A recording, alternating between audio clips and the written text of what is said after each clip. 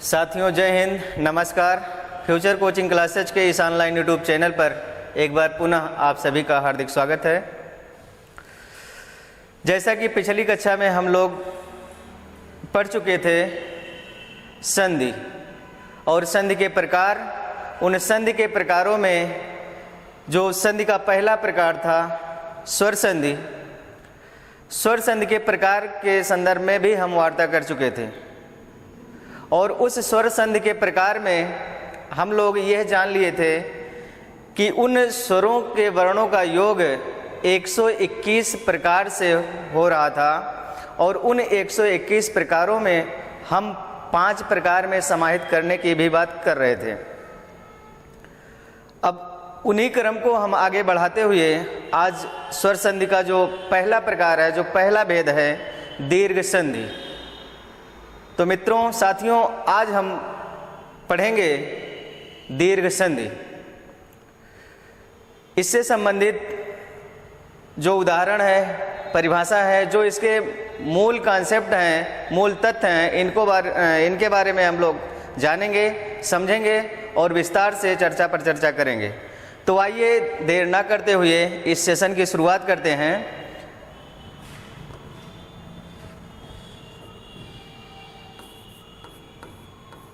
दीर्घ संधि।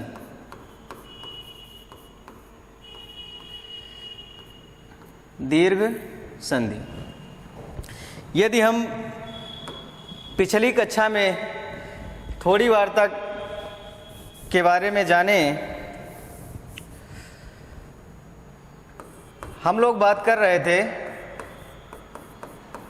मूल स्वर जो होते हैं वो 11 होते हैं। मूल स्वर कितने होते हैं? 11 होते हैं। कौन कौन?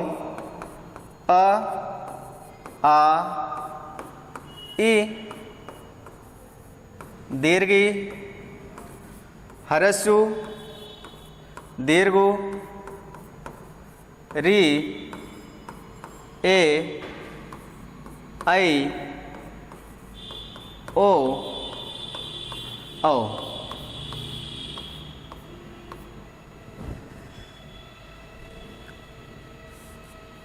ओ, औ। ये जो 11 मूल स्वर हैं, इन्हीं के माध्यम से हम स्वर संधि के भेद पढ़ रहे थे। जैसा कि हम लोग ये चर्चा कर रहे थे पिछली कक्षा में कि आ और आ का योग आपस में इनका योग होगा और शेष रहे 10 अन्य स्वरों से भी होगा। इन सब में हम विस्तार से चर्चा कर चुके थे। अब इसी स्वरों के माध्यम से हम ये भी बात कर रहे थे कि कुल वर्णों का योग स्वर संधि में 121 प्रकार से होगा। यह 121 प्रकार से कैसे होगा, इसके बारे में हम जानेंगे। और इन 121 प्रकारों के साथ में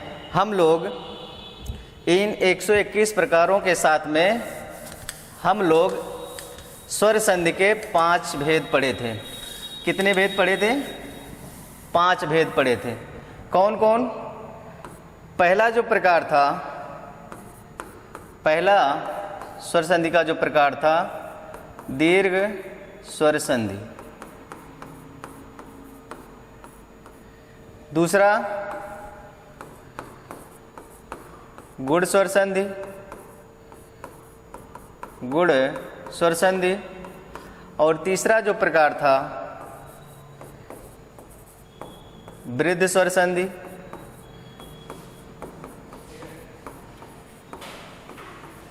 वृद्ध स्वर संधि। और चौथा जो प्रकार है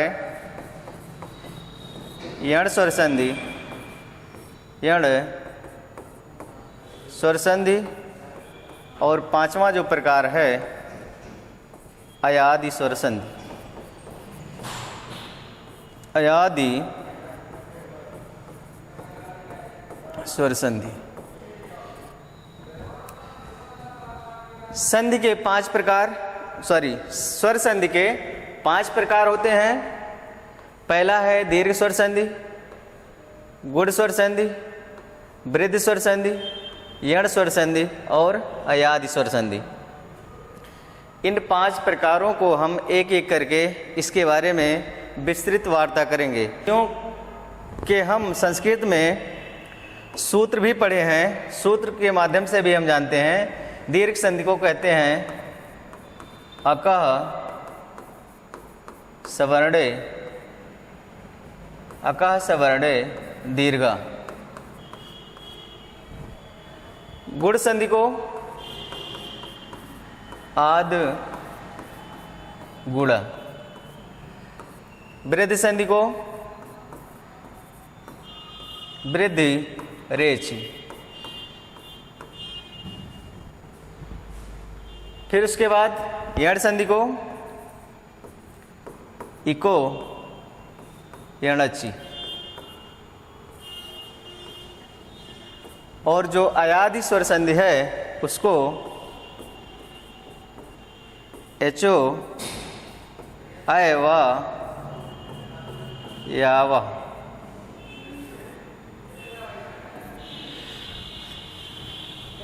संस्कृत के सूत्र को हम इस तरह से जानते हैं, इन स्वर संधि के भेदों को। दीर्घ स्वर संधि में हम आकाश वर्ण दीर्घा, गुड़ स्वर संधि को हम आद गुड़ा, वृद्ध स्वर संधि को हम वृद्ध रेच, यण स्वर संधि को इको यणच और अयादि स्वर संधि को एचो अयवा यावा। यहाँ तक की भी वार्ता हो चुकी थी। अब इन 5 प्रकारों में आज का जो टॉपिक है, आज का जो प्रकरण है हमारा दीर्घ संधि, दीर्घ स्वर संधि के बारे में आज हम लोग जानेंगे। तो आइए देखते हैं दीर्घ स्वर संधि क्या होती है, उसके उदाहरण क्या होते हैं।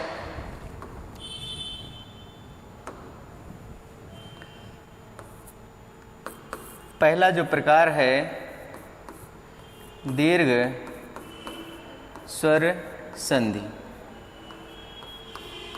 दीर्घ स्वर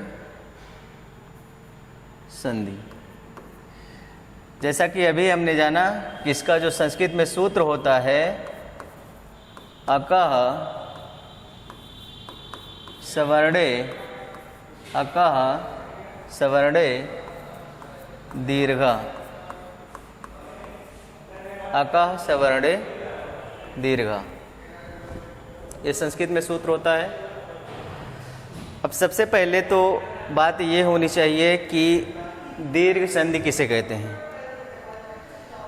या इसकी परिभाषा के संदर्भ में यदि बात की जाए तो हम परिभाषा को यहीं से देखते हैं। अकः सवर्णे दीर्घा, ये जो मूल व्याकरण में इसका सूत्र कहा गया है, सूत्र दिया गया है, इसमें देखिए साथियों अक प्रत्याहार है। अक एक प्रत्याहार है और अक प्रत्याहार में आने वाले जो वर्ण होते हैं अ, ई, उ, री और ली, ये 5 वर्ण अक प्रत्याहार के अंतर्गत आते हैं। इन 5 वर्णों को हम अक प्रत्याहार में जानेंगे। अब कहा जा रहा है अकः सवर्णे दीर्घा, यानी कहने का मतलब कि अक प्रत्याहार के वर्णों के बाद यदि सवर्णे, यदि समान वर्ण आए, समान वर्ण आए तो उनका स्वरूप दीर्घ हो जाता है। अक प्रत्याहार के वर्णों के बाद यदि समान वर्ण आ रहे हैं तो दोनों के मेल से उनका स्वरूप जो होगा, उनमें जो विकार रूप होगा वो दीर्घ का हो जाएगा। अक प्रत्याहार में हरस्व, हरसी, हरसु, री और ली। आप ये भी जानते रहिएगा कि ये जो री और ली है, इनका प्रचलन, इनकी परंपरा मूल व्याकरण में है। तो हिंदी व्याकरण में हमको बस इन्हीं 3 वर्णों को जानना है कि यानी इसको हम इस तरह से कह सकते हैं कि अ, ई, उ।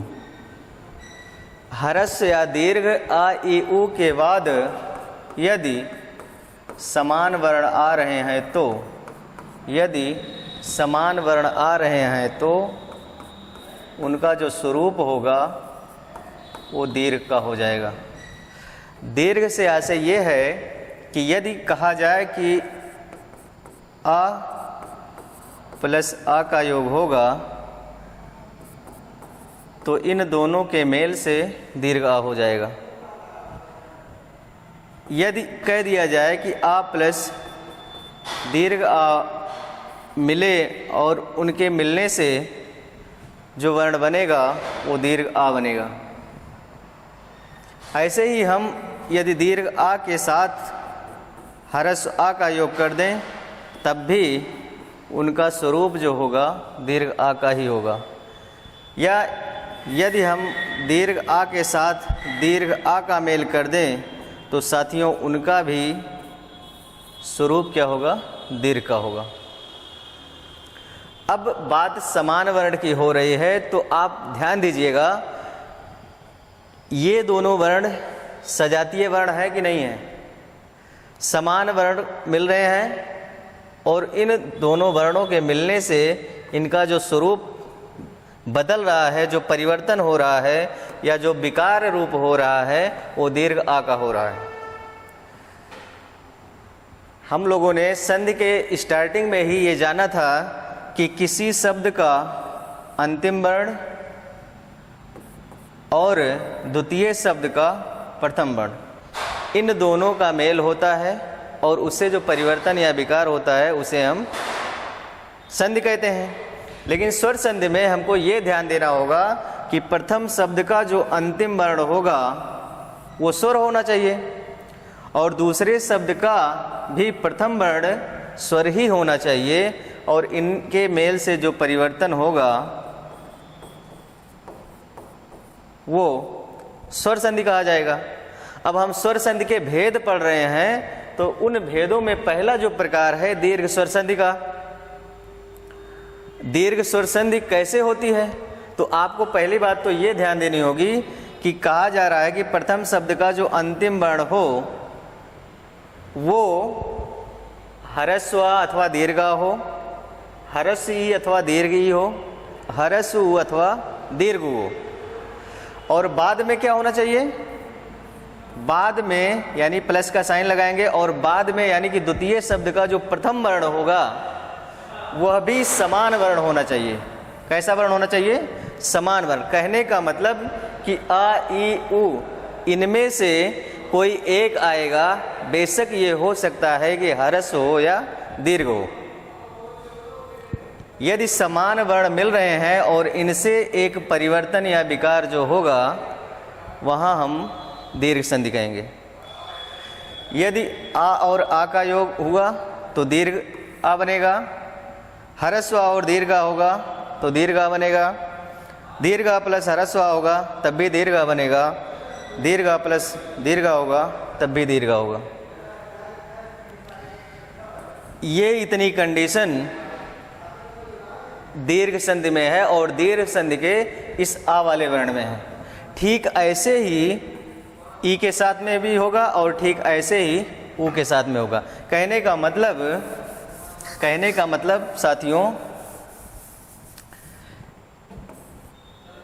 इस तरह से हो सकता है।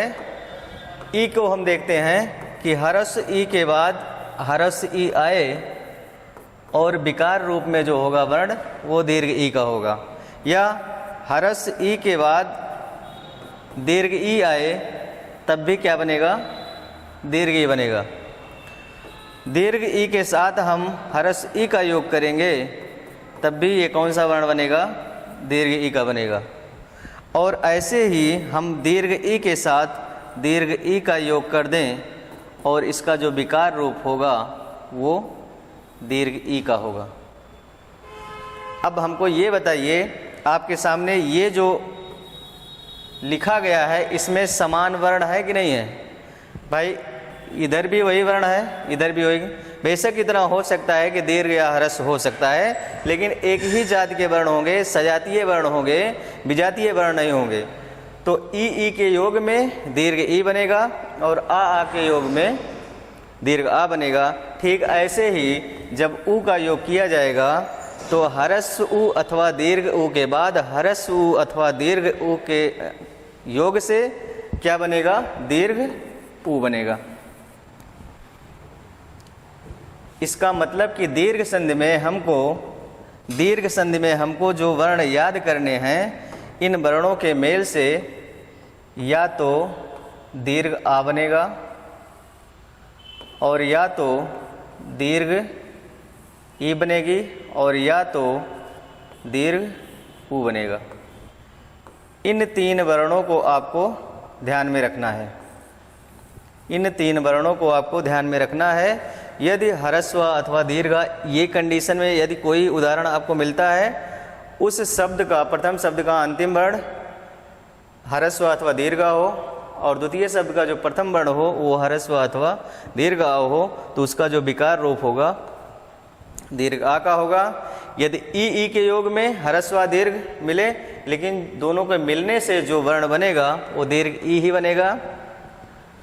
उ के योग में ह्रस्व अथवा दीर्घ उ के बाद ह्रस्व अथवा दीर्घ उ आए, तो दोनों के मेल से क्या बनेगा?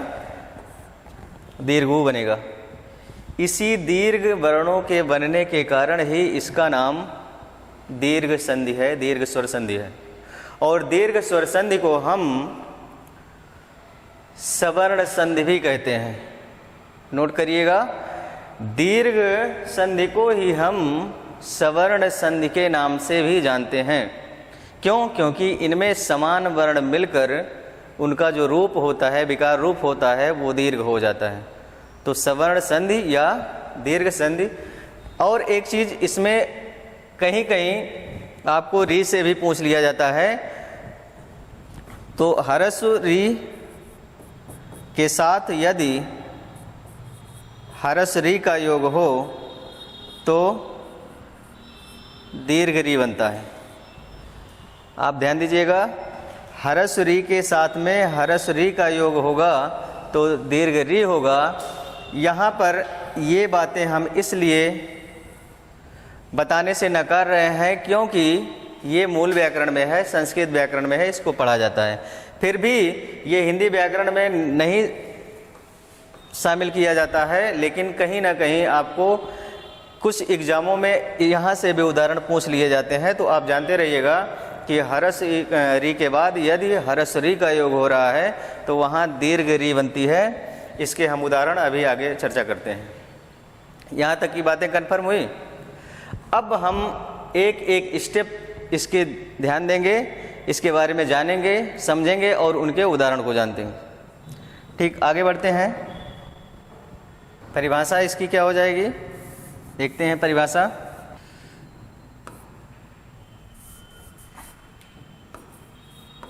ह्रस्व अथवा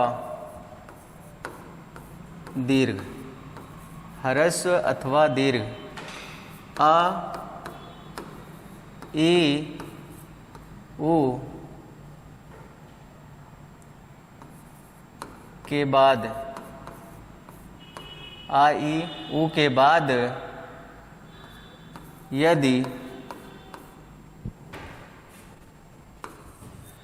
यदि ह्रस्व अथवा दीर्घ आ ई उ का मेल हो तो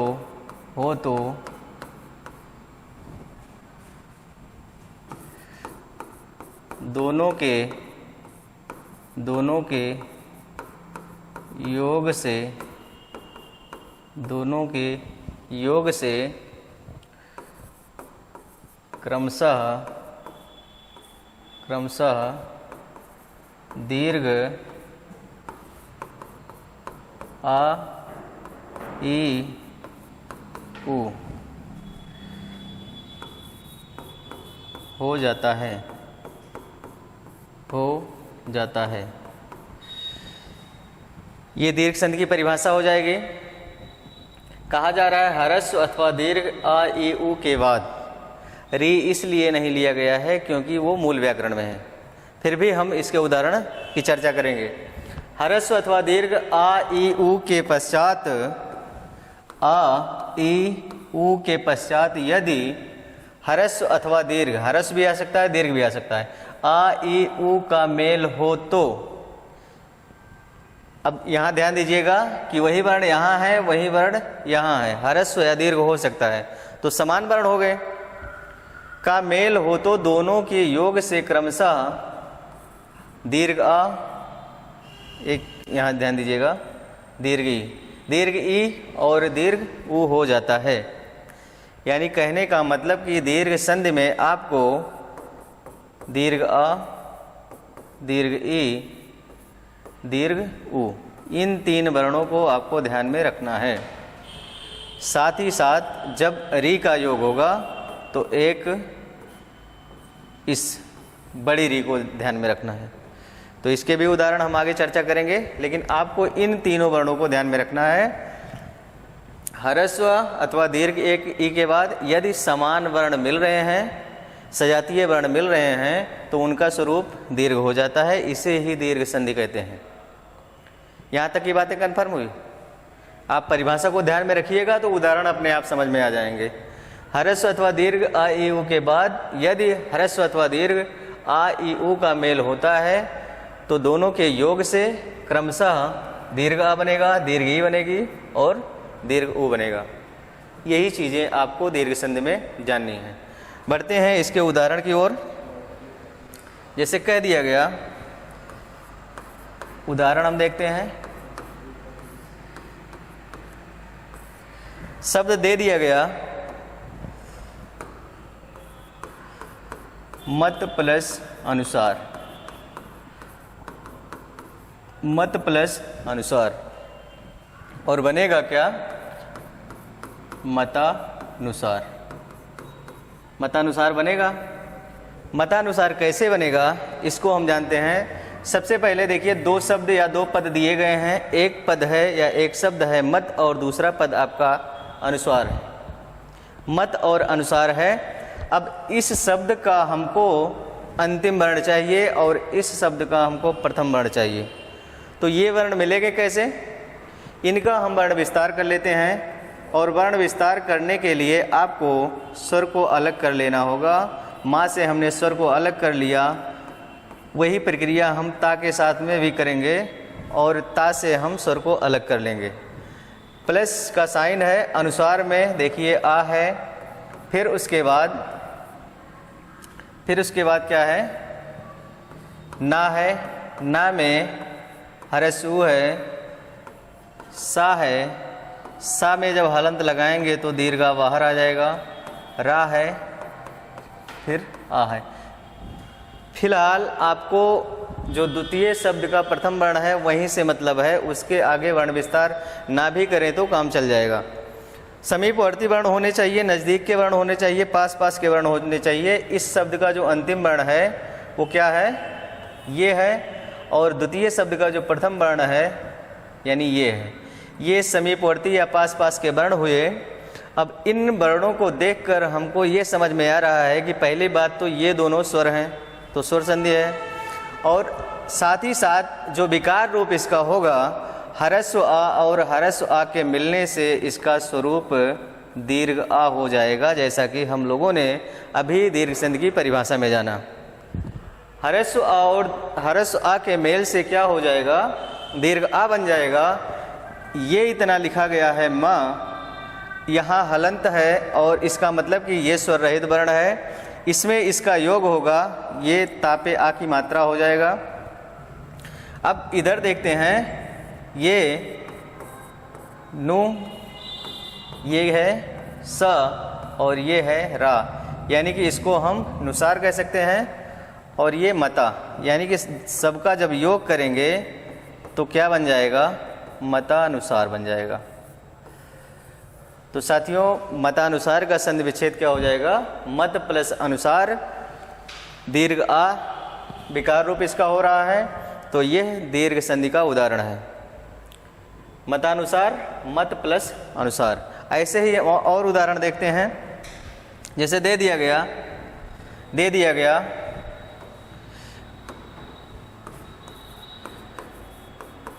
विद्या प्लस अर्थी। अब विद्या प्लस अर्थी और बनेगा क्या? विद्यार्थी बनेगा। कैसे बनेगा? अब आपको कुछ समझ में आ रहा होगा कि ये जो पहले शब्द का अंतिम वर्ण है वहाँ से दीर्घ आ की मात्रा लगी हुई है, तो दीर्घ आ को हम बाहर कर देंगे। और यहाँ जो द्वितीय शब्द का प्रथम वर्ण है ये ह्रस्व है। अभी हम लोगों ने दीर्घ संधि में जाना कि समान वर्ण होने चाहिए, एक ही जाति के वर्ण होने चाहिए, सजातीय वर्ण होने चाहिए। इधर दीर्घ आ है और इधर ह्रस्व आ है, दोनों के योग से क्या बन जाएगा? दीर्घ आ बन जाएगा। अब यहाँ क्या बचा था? यहाँ तो यही बचा था ना, विद्य बचा था, स्वर रहित वर्ण है। और इधर क्या था? इसका इसमें जब योग होगा तो इसको हम इस तरह से लिख सकते हैं विद्या, और इधर इसको मिला देंगे तो विद्यार्थी।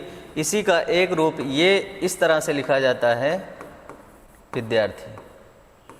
तो साथियों, जब भी पूछा जाएगा विद्यार्थी का संधि विच्छेद क्या होगा, विद्या प्लस अर्थी होगा। कौन सी संधि होगी?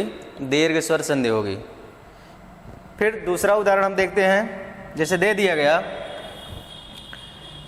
दिया गया आपका नदी प्लस ईस, नदी प्लस ईस, और बनेगा क्या? नदीस बनेगा।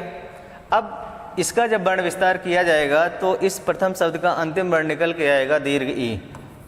क्या निकल के आएगा? दीर्घ ई निकल के आएगा।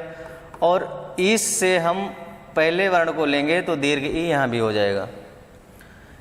ये कंडीशन भी हम दीर्घ संधि के सेकंड स्टेप में पढ़े हैं कि यदि दीर्घ ई और दीर्घ ई के बाद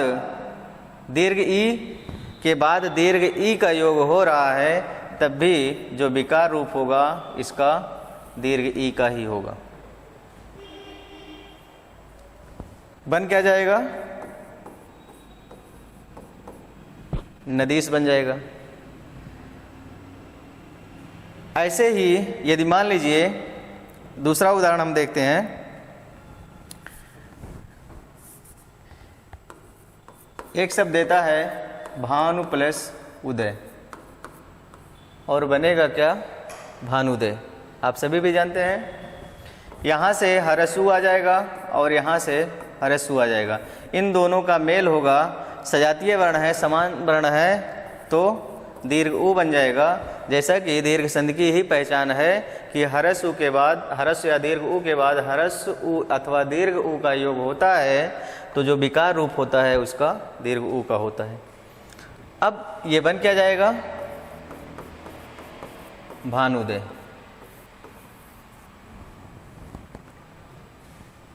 यहाँ तक की बातें कन्फर्म हुई। ऐसे ही ढेर सारे उदाहरण हम देखते हैं। एक दे देता है बधु प्लस उत्सव, और बनेगा क्या? बधूत्सव। यहाँ से देखिए दीर्घ उ हो जाएगा और यहाँ से ह्रस्व हो जाएगा।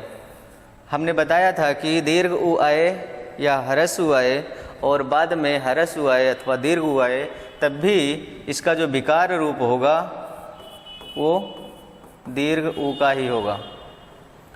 और बन क्या जाएगा? बधूत्सव। ये दीर्घ संधि का उदाहरण है। ऐसे ही सरयूर में हो जाएगा, लघुर में हो जाएगा। ढेर सारे उदाहरण आपके इसी तरह से मिल जाएंगे। उ के संदर्भ में हो गया। एक शब्द हम लेते हैं री का। जैसे दे दिया गया पितृ प्लस ऋण, पितृ प्लस ऋण। अब यहाँ से देखिए री निकलेगा और यहाँ से री हो जाएगा, और हरस री और हरस री के योग में जो विकार रूप होगा उसका दीर्घ री का हो जाएगा, और ये बन जाएगा पितृण। ऐसे ही मातृ का योग जब ऋण से होगा तो दोनों के मेल से क्या बन जाएगा? मातृण।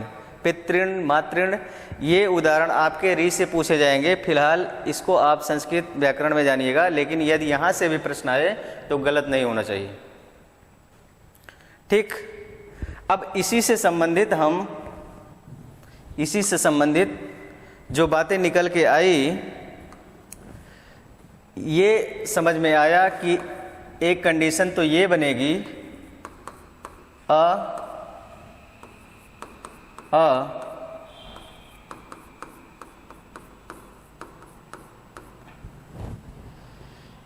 एक स्टेप आपको ये जानना है, ह्रस्व अथवा ह्रस्व आए, या ह्रस्व आ के बाद दीर्घ आ आए, या दीर्घ आ के बाद दीर्घ आ आए, या दीर्घ आ के बाद ह्रस्व आ आए। तो इन सब में आपको दीर्घ आ बनाना है। ऐसे ही दूसरा कंडीशन, जो दूसरा नियम इसका है, ह्रस्व ई का योग ह्रस्व ई से हो, या ह्रस्व ई का योग दीर्घ ई से हो, या दीर्घ ई का योग दीर्घ ई से हो, तब भी इसका जो विकार रूप होगा वो दीर्घ ई का होगा। एक कंडीशन तो ये दीर्घ संधि में बनेगी। और तीसरी जो कंडीशन है, तीसरी जो स्थिति है, ह्रस्व उ के साथ में ह्रस्व उ का योग करेंगे तब भी दीर्घ उ बनेगा। यदि ह्रस्व उ के साथ में दीर्घ उ का योग करेंगे तब भी दीर्घ उ बनेगा।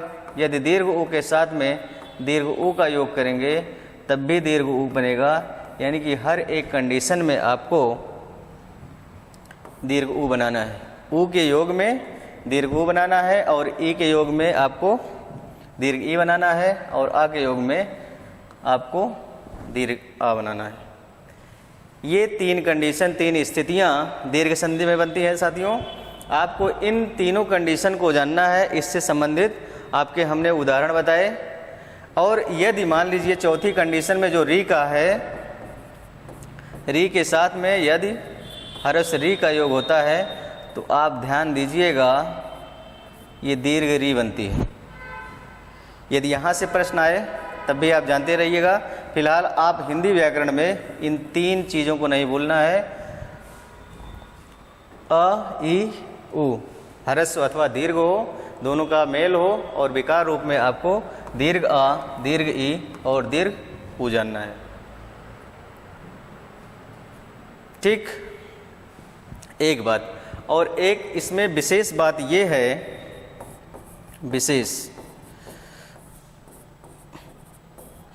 विशेष बात में आपको ये जानना है कि यदि ये जो समान वर्ण मिलते हैं, समान वर्ण जब मिलेंगे और विकार रूप इनका दीर्घ का होगा, यहाँ बात तो क्लियर हो रही है, यहाँ तक की बातें। लेकिन उसमें जो विकार रूप होगा, इसकी जो प्रक्रिया होगी एकादेश की होगी। इनका जो विकार रूप होगा दीर्घ आ, दीर्घ ई, दीर्घ उ होगा। लेकिन आपको ये ध्यान देना है कि इसमें एकादेश होता है। एकादेश से आशय ये है कि जो दो स्वर मिलेंगे, इन दोनों स्वरों के मिलने से एक स्वर बनेगा। इन दोनों स्वरों के मिलने से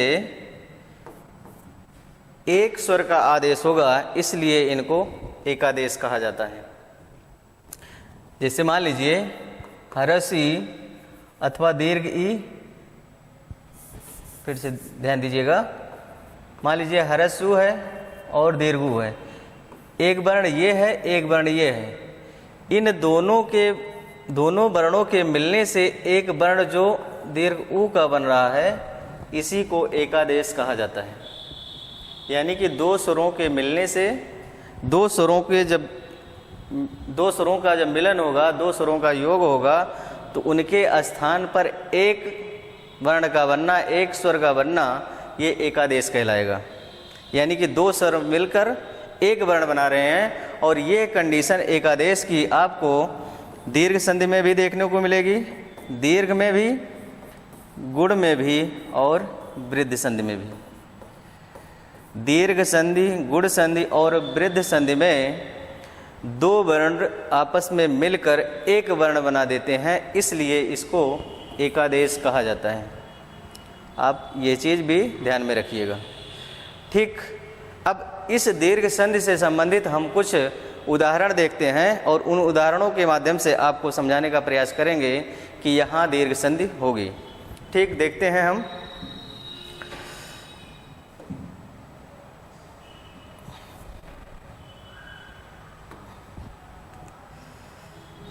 देखिए, दीर्घ संधि के अन्य उदाहरण। इन दीर्घ संधि के अन्य उदाहरण में हम देख रहे हैं और इसका आपको संधि विच्छेद बताना है। देखते हैं क्या इसका संधि विच्छेद होगा। सारे उदाहरण आपको जो दिख रहे हैं वो दीर्घ संधि से ही संबंधित हैं। सूर्य, सूर्यास्त। सूर्यास्त में पूछा जाए कि कौन सी संधि है तो आपको बताना होगा दीर्घ स्वर संधि है, इसका संधि विच्छेद हो जाएगा सूर्य प्लस अस्त। क्या हो जाएगा? सूर्य प्लस अस्त बराबर सूर्यास्त बनेगा। यहाँ से ह्रस्व और यहाँ से ह्रस्व आएगा, ह्रस्व आ के योग से दीर्घ आ का एकादेश हो जाएगा। शब्दार्थ एकदम आसान भी है, शब्द प्लस अर्थ, और शब्द प्लस अर्थ यानी कि इसका शब्दार्थ का संधि विच्छेद हो जाएगा, शब्द प्लस अर्थ, और बन क्या जाएगा? शब्दार्थ। यहाँ से ह्रस्व, यहाँ से ह्रस्व, दोनों मिल करके दीर्घ हो जाएगा। सत्य प्लस अर्थी, सत्य प्लस अर्थी, और बन जाएगा सत्यार्थी। चरणामृत दिया गया है।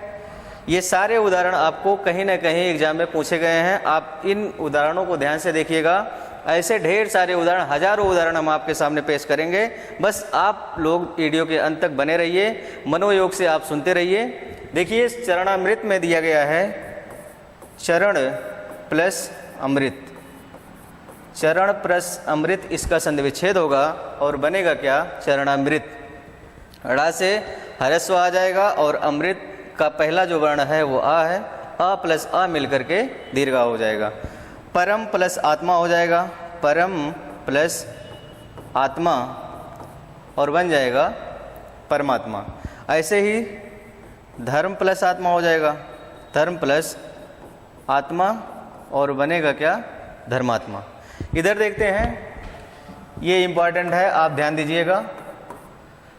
अभ्यारण। सबसे पहली बात कि ये वर्तनी में भी पूछा जाता है। आपको कहीं यदि लिखा गया है अभ्यारण तो ये गलत है, वर्तनी की दृष्टि से गलत है। अभ्यारण नहीं होता है साथियों, अभयारण होता है। और इसका संधि विच्छेद हो जाएगा अभय प्लस अरण्य। अरण्य का मतलब आप लोग जानते भी हैं, जंगल, यानी कि वह जंगल जहाँ डर ना लगे, अभयारण्य होगा। देह प्लस अंत हो जाएगा, देह प्लस अंत हो जाएगा, बन जाएगा क्या? देहांत। अधिकाधिक, अधिक प्लस अधिक, अधिक प्लस अधिक, अधिकाधिक का संधि विच्छेद हो जाएगा और बनेगा अधिकाधिक। परम, परम प्लस अणु, परम प्लस अणु, और बनेगा क्या? परमाणु। कपि, कपि प्लस ईस, इस नहीं होगा, ईस होगा। आप ध्यान दीजिएगा, कभी कभी ये कंफ्यूज में आ जाते हैं लोग कि ह्रस्व ही रहेगा या दीर्घ ही रहेगा, तो ईस में बड़ी ई ही होती है। कपि प्लस ईस, कपीस बनेगा। अन्य प्लस अन्य,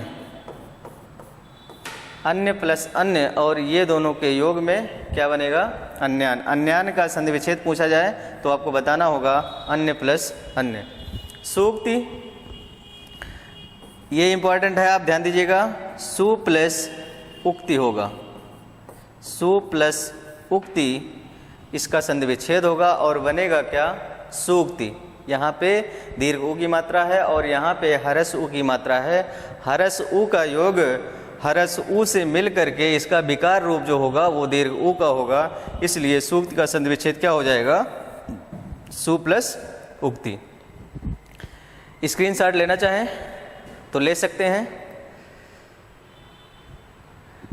फिर बढ़ते हैं आगे।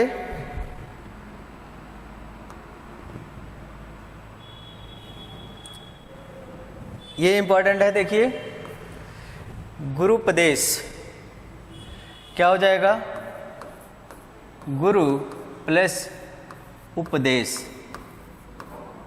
और आप ध्यान दीजिएगा, ये वर्तनी में भी पूछा जाता है, गुरु को लिखते समय आपको रा पे बड़ा ऊ की मात्रा नहीं लगानी है, आपको छोटा ऊ की मात्रा लगानी है। जब इनमें संधि हो जाएगी तो छोटा ऊ प्लस छोटा ऊ मिल के, यानी हरस ऊ प्लस हरस ऊ मिल के यहाँ दीर्घ ऊ बनाएंगे। गुरुपदेश ये है, और इसका संधि विच्छेद हो जाएगा गुरु प्लस उपदेश, गुरुपदेश। भू प्लस ऊपरी और बनेगा क्या, भूपरी। इसको हमने बताया है अभी पीछे उदाहरण में, बधु प्लस उत्सव और बनेगा क्या, बधुत्सव। गीत प्लस अंजलि, गीत प्लस अंजलि और बनेगा क्या, गीतांजलि। ये इंपॉर्टेंट है। विंध्याचल, विंध्य और प्लस अचल, अचल का मतलब पर्वत, और विंध्य, ये विंध्य नाम था, विंध्याचल बना है। हिम प्लस अंशु, ये भी खूब पूछा जाता है, हिम प्लस अंशु और बनेगा क्या, हिमांशु। ऐसे ही सुधांशु, सुधा, सुधा प्लस अंशु, ये दोनों मिलकर क्या बना देंगे, सुधांशु। चंद्रमा की पर्यायवाची है हिमांशु, सुधांशु। आगे कारागार, कारा प्लस आगार और बनेगा क्या, कारागार। ऐसे ही कारावास है, कारा प्लस आवास बराबर कारावास होगा। चमू प्लस ऊर्जा और बनेगा चमूर्जा। चमू का मतलब सेना होता है, और ऊर्जा को लिखते समय कंफ्यूज मत होइएगा, ऊर्जा है, ऊर्जा नहीं है, ऊर्जा। तो बड़ा ऊ की मात्रा ही रहेगी, दीर्घ ऊ ही रहेगा, चमू प्लस ऊर्जा, चमूर्जा बन जाएगा। ये आप ध्यान दीजिएगा। कुश प्लस आसन, कुश का बना है आसन जो, यानी कुशासन। यदि इस तरह से संधि विच्छेद, इसका संधि विच्छेद यही होगा, कुश प्लस आसन, कुश प्लस आसन बराबर कुशासन बनेगा। और यदि इसका संधि विच्छेद इस तरह से किया गया है, कु प्लस शासन, यानी कि कु उपसर्ग लगा है, कु का मतलब होता है बुरा या खराब शासन, तो ये इस तरह से संधि विच्छेद आपको नहीं करना है, कु उपसर्ग लगा के। आपको कुश प्लस आसन, ये कुशासन इसका हो जाएगा। राम प्लस अवतार, राम प्लस अवतार और ये बनेगा रामावतार। ये ध्यान दीजिएगा। दैत्य, दैत्य प्लस अरि, दैत्य प्लस अरि और बन जाएगा दैत्यारी। दैत्यों का अरि का मतलब दुश्मन या शत्रु होता है। कबीश्वर, कवि प्लस ईश्वर और बनेगा कबीश्वर। कबीश्वर का संधि विच्छेद हो जाएगा कवि प्लस ईश्वर। कविच्छा, ऐसे ही इसका भी है, कवि प्लस इच्छा, कवि प्लस इच्छा बराबर क्या बनेगा, कविच्छा। कवि प्लस इच्छा बराबर कविच्छा बनेगा। आगे देखते हैं। अति प्लस ईव, अति, अति प्लस ईव बराबर क्या होगा, अतीव। एक मिनट आप ध्यान दीजिएगा, कवि प्लस इच्छा ही होगा।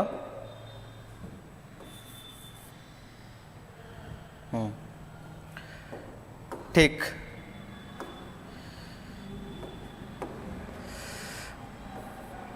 रजनी प्लस ईस, रजनी प्लस ईस बराबर क्या बनेगा, रजनीश। रजनी रात्रि की पर्यायवाची है। यहाँ दीर्घ ई प्लस दीर्घ ई, दीर्घ ई प्लस दीर्घ ई के योग से दीर्घ ई ही बनेगा और रजनीश जैसा कि चंद्रमा का पर्याय है। आगे बढ़ते हैं। ऐसे ही लक्ष्मी प्लस इच्छा हो जाएगा, लक्ष्मी प्लस इच्छा, लक्ष्मी इच्छा हो जाएगा। गौरी प्लस ईश, गौरी प्लस ईश और बनेगा गौरीश। ऐसे ही नदी प्लस ईश, नदीश जो कि समुद्र का पर्याय है। ये दीपावली है, आप ध्यान दीजिएगा। इसका संधि विच्छेद हो जाएगा दीप प्लस अवली। अवली का मतलब पंक्ति होता है या श्रृंखला होता है, दीपों की अवली या दीपों की श्रृंखला दीपावली। ऐसे ही कविता प्लस अवली हो जाएगा, कविता प्लस अवली, ये इसका संधि विच्छेद हो जाएगा। परीक्षा परि प्लस इच्छा होगा, आपको यहाँ ध्यान देना है। परि प्लस इच्छा बराबर परीक्षा होगा और ऐसे ही परि प्लस ईक्षण और बराबर में परीक्षण, परीक्षा हो जाएगा। परीक्षण परि प्लस इक्षण परीक्षण हो जाएगा और ये हो जाएगा स्व प्लस अधीन, स्व प्लस अधीन। वा से आपका ह्रस्व निकलेगा और अधीन से अ निकलेगा, अ प्लस अ मिल करके दीर्घ हो जाएगा। स्वाभिमान स्व प्लस अभिमान, ये इंपॉर्टेंट है, आप ध्यान दीजिएगा। स्व प्लस अभिमान बराबर स्वाभिमान, स्वाभिमान का संधि विच्छेद स्व प्लस अभिमान। बढ़ते हैं इधर हम। सर्व प्लस अधिक हो जाएगा, सर्व प्लस अधिक और बनेगा क्या सर्वाधिक। अद्यावधि, अद्य प्लस अवधि, अद्य का मतलब आज, अवधि का मतलब समय, आज का समय या अद्यावधि, इसका संधि विच्छेद अद्य प्लस अवधि हो जाएगा। अल्प प्लस अंश, अल्प प्लस अंश और ये बनेगा अल्पांश। ग्राम, ग्राम प्लस अध्यक्ष, ग्राम प्लस अध्यक्ष, ग्रामाध्यक्ष का संधि विच्छेद होगा और बनेगा ग्रामाध्यक्ष। ये आप ध्यान दीजिएगा। जल प्लस अरणो, अरणो का मतलब होता है समुद्र, जल प्लस अरणो और बनेगा जलारणो, ये भी मोस्ट इम्पॉर्टेंट है। अब साथियों विद्यालय और हिमालय के उदाहरण नहीं पूछे जाते हैं, आपको उन उदाहरणों से और आगे बढ़ना होगा और ठीक ठाक लेवल में आपके उदाहरण समझ में आने चाहिए, तब आप किसी भी परीक्षा में, क्योंकि जो आसान उदाहरण होते हैं, जो आसान होंगे, सरल होंगे, उस प्रश्न को तो सब लोग हल करेंगे, लेकिन आपको किसी परीक्षा को क्वालिफाई करना है, फाइट में आना है, मेरिट में आना है, तो आप ज़्यादा से ज़्यादा उदाहरणों से आपको परिचित होना पड़ेगा। ठीक। चंद्र, चंद्र प्लस अर्क, अर्क का मतलब सूर्य, चंद्र का मतलब चंद्रमा। चंद्राक बना है तो चंद्र प्लस अर्क यानी चंद्रमा और सूर्य। ऐसे ही कोण प्लस अर्क, कोण प्लस अर्क और बनेगा क्या कोणार्क। जीव प्लस अस्म, जीव प्लस अस्म और बनेगा जीवाश्म। नामांकित दिया गया है, एकदम आसान उदाहरण है, नाम प्लस अंकित और बन जाता है नामांकित। नैमिषारण्य, नैमिष, नैमिष प्लस अरण्य और बनेगा नैमिषारण्य। पूछा जाए कि नैमिषारण्य में कौन सी संधि है, तो दीर्घ संधि है और नैमिषारण्य का संधि विच्छेद क्या होगा, नैमिष प्लस अरण्य, नैमिषारण्य।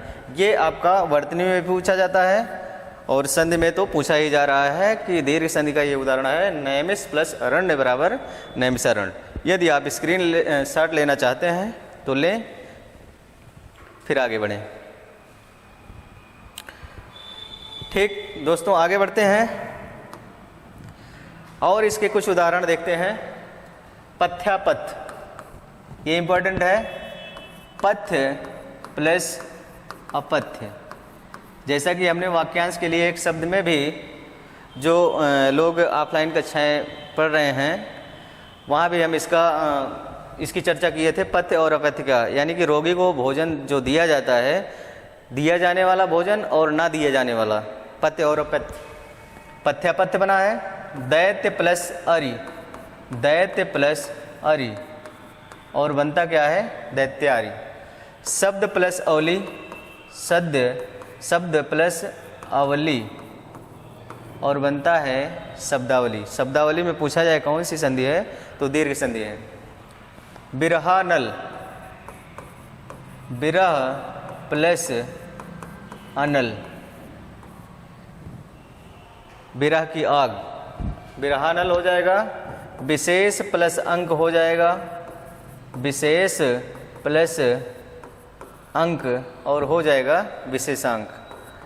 गर्भ प्लस आधान, गर्भ प्लस आधान, और बनेगा क्या गर्भाधान।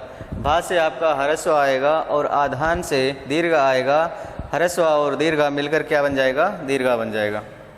पूर्ण प्लस आहुति, पूर्ण प्लस आहुति, और इन दोनों का जब मेल होगा तो पूर्णाहुति बनेगा। आप ध्यान दीजिएगा।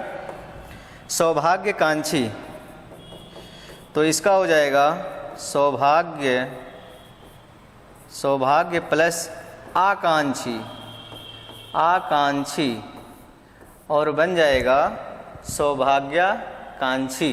ऐसे ही सौभाग्याकांक्षी दे तो आप लास्ट में डी लगाना होगा। सौभाग्याकांक्षी यानी कि सौभाग्य प्लस आकांक्षी बराबर सौभाग्याकांक्षी। कौन सी संधि है दीर्घ संधि है।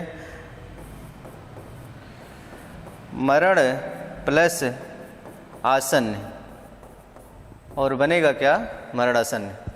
इधर देखते हैं, ये चीज़ ध्यान दीजिएगा दोस्तों। रुद्र प्लस अच्छी, और बनेगा रुद्राक्ष। आपको ध्यान देना है, यहाँ इसका संधि विच्छेद अच्छ के साथ में किया जाएगा, रुद्र प्लस अच्छी और बनेगा रुद्राक्ष। ऐसे ही कमलाक्ष में भी कमल, कमल प्लस अच्छी का योग होगा और बनेगा कमलाक्ष। मृगाक्ष में भी मृग, मृग प्लस अच्छी और बनेगा मृगाक्ष। कमलाक्ष, रुद्राक्ष, मृगाक्ष, अच्छ के योग के साथ में इसका संधि विच्छेद होगा और बनेगा जो शब्द रुद्राक्ष, कमलाक्ष और मृगाक्ष। ये चीज़ आप ध्यान दीजिएगा।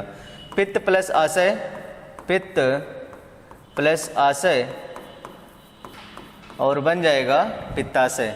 गमनागमन, गमन, गमन प्लस आगमन और बन जाएगा गमनागमन। गमन प्लस आगमन के योग में क्या बनेगा गमनागमन।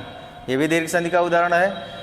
प्रेरणा, प्रेरणा प्लस अर्थक, प्रेरणा के साथ में अर्थक का योग करेंगे तो प्रेरणार्थक बनेगा। दीर्घ संधि का उदाहरण है तथा प्लस अपि।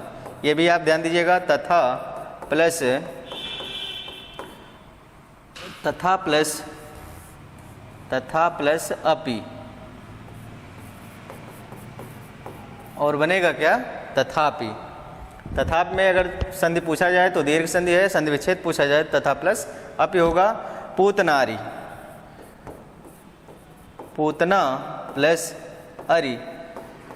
पूतनारी किसे कहा जाता है? कृष्ण भगवान को पूतना नाम की एक राक्षसी थी, उसका वध किए थे। दिन प्लस अंक दिनांक हो जाएगा। दिन प्लस अंक क्या बन जाएगा? दिनांक बन जाएगा। दिनांक का संधि विच्छेद दिन प्लस अंक होता है। ऐसे ही मृगांक का मृग प्लस अंक होगा, मृग प्लस अंक और बनेगा मृगांक। इस तरह से ये सारे उदाहरण हैं। इनका यदि स्क्रीनशॉट आप लेना चाहें तो ले सकते हैं।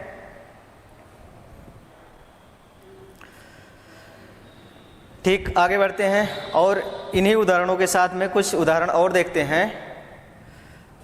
परीक्षार्थी, परीक्षा प्लस अर्थी,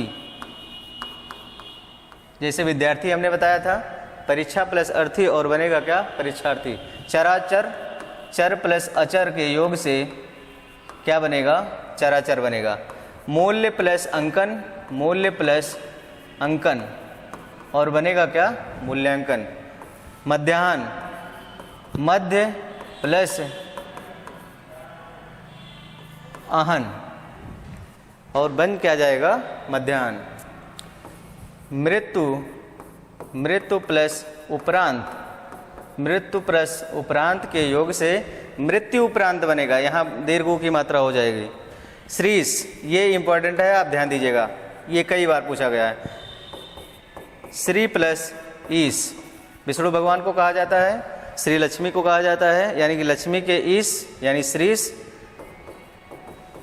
सिंधु प्लस ऊर्मी, ऊर्मी का मतलब होता है लहर या तरंग, तो सिंदूर में हो जाएगा। महेंद्र, मही प्लस इंद्र होगा, इंद्र नहीं होगा, मही प्लस इंद्र बराबर क्या हो जाएगा? महेंद्र हो जाएगा। ऐसे चमू का मतलब सेना, अभी एक उदाहरण मिला था। चमू प्लस उत्साह, चमू प्लस उत्साह, चमुत्साह बनेगा। कौन सी संधि पूछा जाए तो आपको दीर्घ संधि बताना है। भूत्थान, भू प्लस उत्थान, भू प्लस उत्थान के योग में क्या बनेगा? भूत्थान। कौन सी संधि? दीर्घ संधि, दीर्घ स्वर संधि। यानी इन सारे उदाहरण में आपको कौन सी संधि बतानी होगी? दीर्घ संधि बतानी होगी। और उन उदाहरणों के संधि विच्छेद जाने कैसे होती है, क्यों होती है, इन सब सारी चीज़ों पर आज की कक्षा में हम लोग वार्ता किए हैं। इस मेरे प्रयास में यदि कहीं कोई कमी हो तो कमेंट बॉक्स में ज़रूर लिखिएगा। और यहाँ तक मेरा प्रयास रहता है कि उन्हीं उदाहरणों को हम इसमें शामिल किए हैं जो आपके आने वाली परीक्षाओं में या तो पूछी जाएंगी या तो विगत परीक्षाओं में पूछी गई हैं। तो साथियों, ये रहे दीर्घ संधि से संबंधित कुछ उदाहरण। यदि आप इसका स्क्रीनशॉट लेना चाहते हैं तो ले सकते हैं।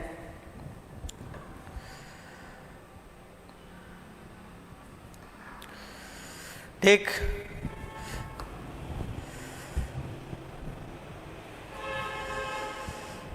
आप सभी के लिए एक विशेष सूचना या ये कह लीजिए विशेष खुशखबरी। जैसा कि future coaching classes BEd entrance 2023 से 25 का जो सेशन है, जो सत्र है, जिसका फॉर्म आ भी चुका है, इसके लिए आपको दिया जा रहा है 50% का डिस्काउंट। यानी जितने भी फीस है उसका 50% ही आपको देना है। और सुविधाएं क्या क्या हैं? ऑनलाइन और ऑफलाइन, ऑनलाइन और ऑफलाइन दोनों मोड में आपको दिया जाएगा।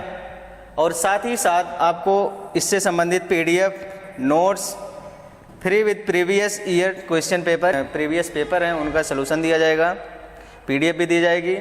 और सबसे विशेष बात कि ऑनलाइन और ऑफलाइन दोनों कक्षाओं में, दोनों मोड में आपकी कक्षाएं संचालित की जाएंगी।